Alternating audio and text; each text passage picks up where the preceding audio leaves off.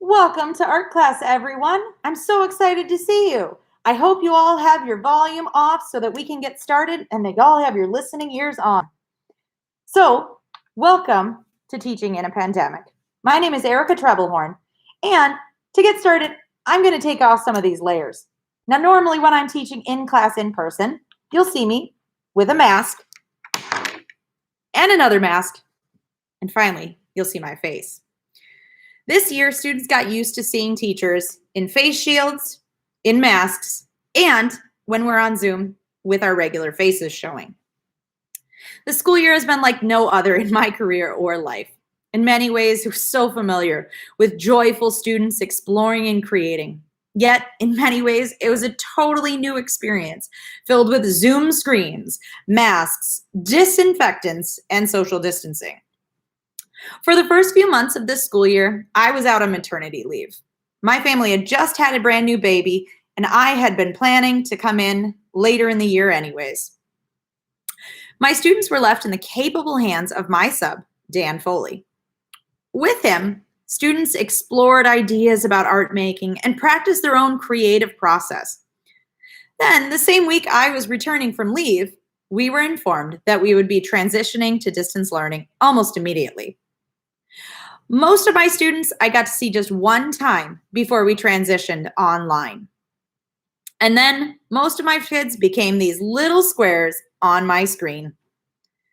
Distance learning gave students an opportunity to create and explore art in making at home. Every student had gone home with basic tools like markers and crayons, but these limits made it difficult for some students to create. Others showed me that they had these beautiful art corners in their home, proudly displaying the variety of tools that they'd collected. As we returned in January, I got a chance to see firsthand what it was like to teach in person during a pandemic. And I was amazed by the ongoing strength of our students.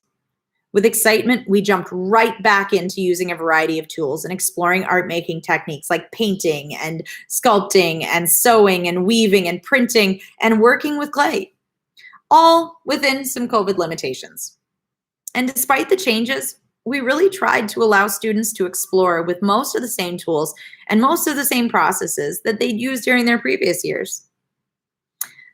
The following images show our experiences leading up to distance learning and as we returned from it. The image showing the wall of art pieces were created with Mr. Foley. As a TAB classroom, short for Teaching for Artistic Behaviors, students don't create projects, but instead we practice the 21st century skills an artist uses to develop our own creative thoughts and turn those into artworks. This wall represents the variety of creative ideas and inspirations that students have. The other three images show students working on their art and making processes. The students in these three photographs display the dedication and creativity of our students. Despite all the obstacles they faced this year and that we faced in our classroom, the students were still curious, explorers, and they were creators.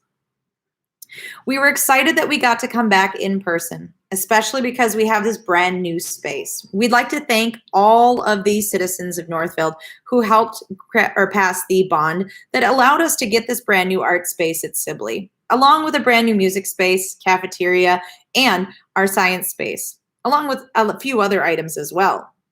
Again, we really appreciate that we had the opportunity to have this space, and we appreciate that we had the opportunity to have more space to work in, so we really could social distance in here.